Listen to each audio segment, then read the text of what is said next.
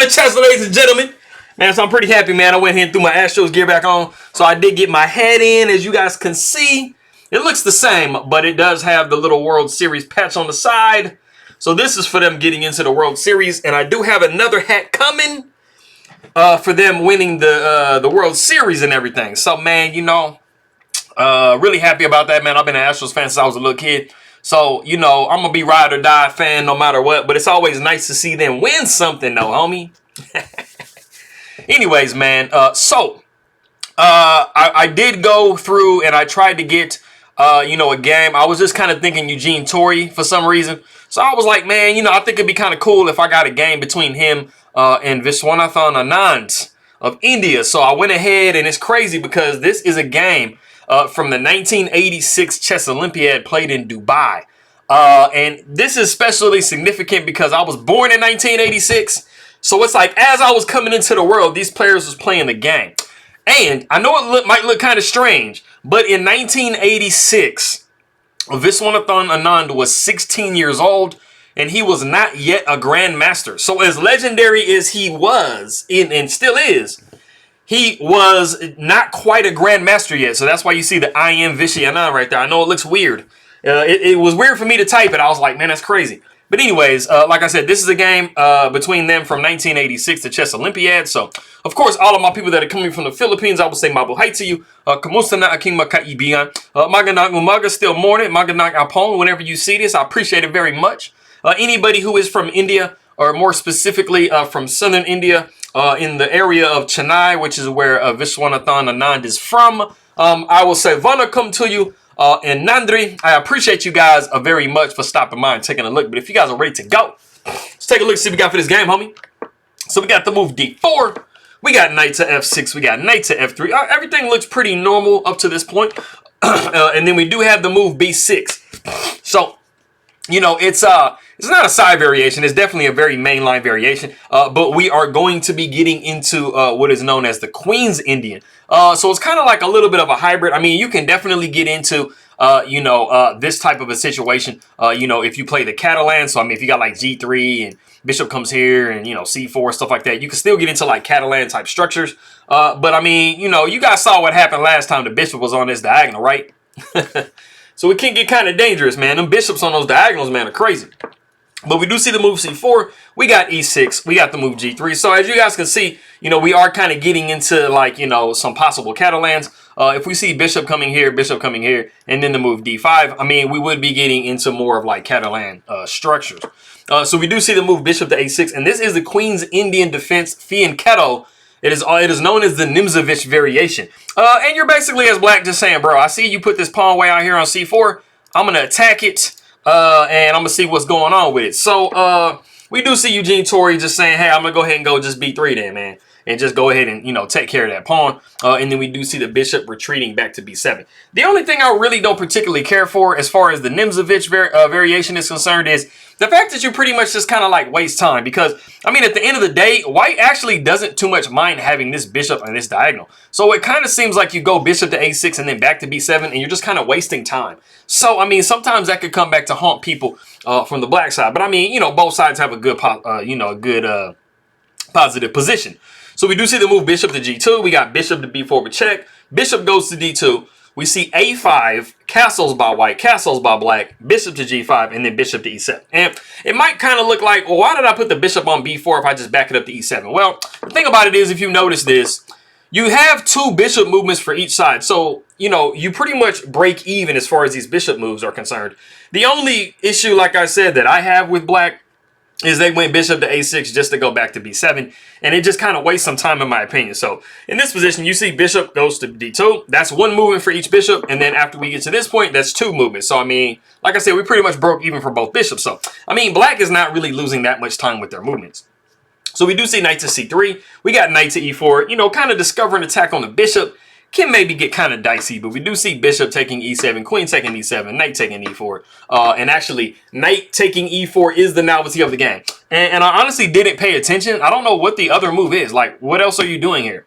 I mean, we probably saw queen to c2 or queen to d3 or maybe even a rook to c1. Like, you have to, of course, take care of this knight because it's just kind of just hanging out in the middle of space and it's doing nothing. So, you know, you kind of got to do something about it. Don't just hang it. So knight takes, and then we do see bishop taking e4, and then we do see the move queen to d2.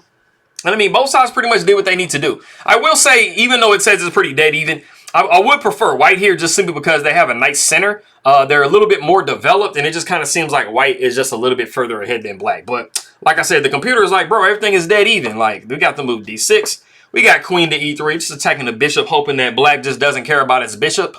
But we do see the move f5.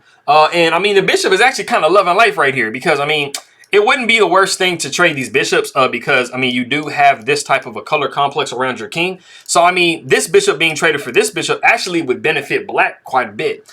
So, you know, white definitely has that in their mind, and that is why they go bishop to h3. You know, you do want to go knight to g5, but you don't want to go knight to g5 and allow bishop trade. So that's why we see bishop going to h3 first. The rook goes over to e8, and we do see the move knight to g5. And, I mean, it was actually much better to just simply prevent the knight from going to g5 because it actually gives white a really nice initiative when they can get that knight going to g5, and you'll see what I mean in a second. But this was definitely the best way to go about it. But we did see rook going to e8, and I mean, things are kind of slipping for black just a touch. We do see knight to g5. Like I said, the bishop just retreats back to b7.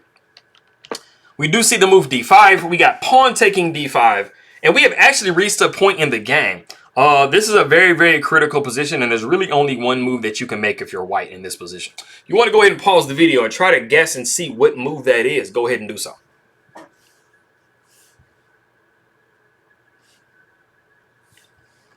Okay, cool. So I really don't feel like this is like the most obvious move to find, to be honest with you. It kind of seems like you could kind of do a couple of things, but along with the Catalan, like I'm always telling you guys, there is a very particular piece that and a square that is actually very weak, and it is this e2 square. So there is a major difference between the two different, you know, like avenues that I'm about to show you guys.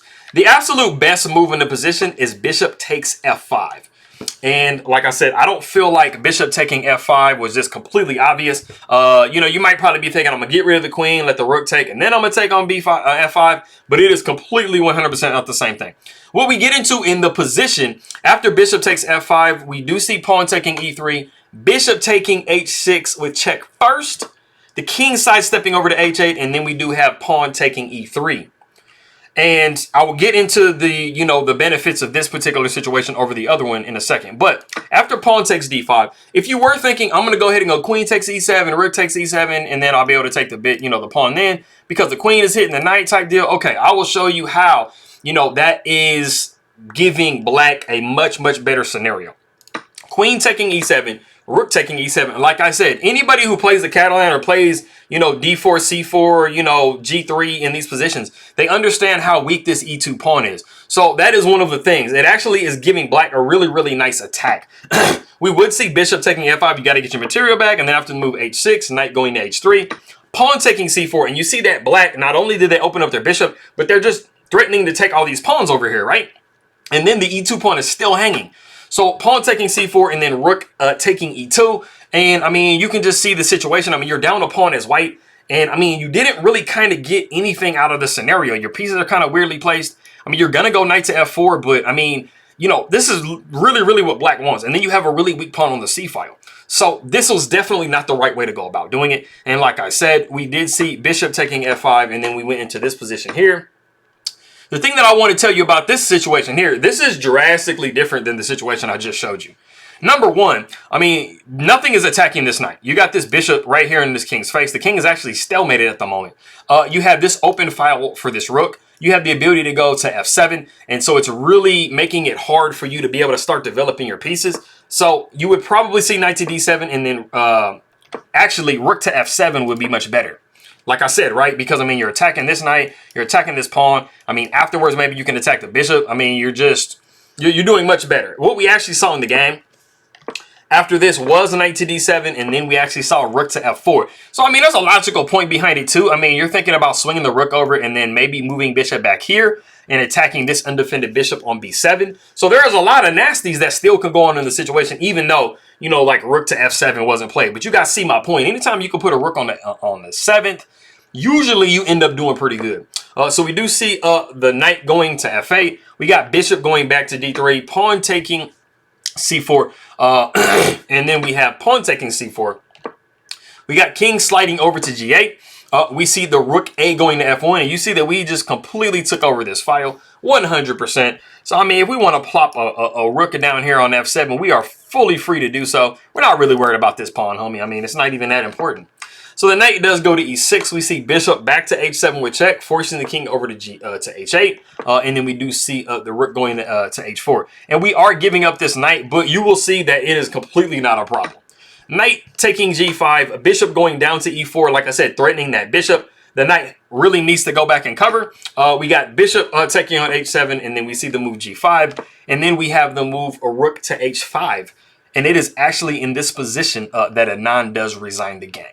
Now, it might not look 1000% like concrete as to like why black, you know, resigns the game. I mean, you kind of see this black king is kind of in a little bit of trouble, right? I mean, it's not living its best life, like being kind of pinned in the corner, you know. But I mean, just to kind of give you guys an example of what you could be seeing if you proceeded on further. I mean, Viswanathan Anand, as an international master at this time, I mean, he completely saw that this, I mean, this is a completely lost position. And he's playing Eugene Torre, which at that time, especially in 1986, he was, I mean, definitely one of the strongest players in the world. So he didn't want to have none of it. But if we did go further, you would most likely see the king going to g7. And then you want to retreat the bishop back so that you have movability with your rook. And you're not hanging your bishop, of course.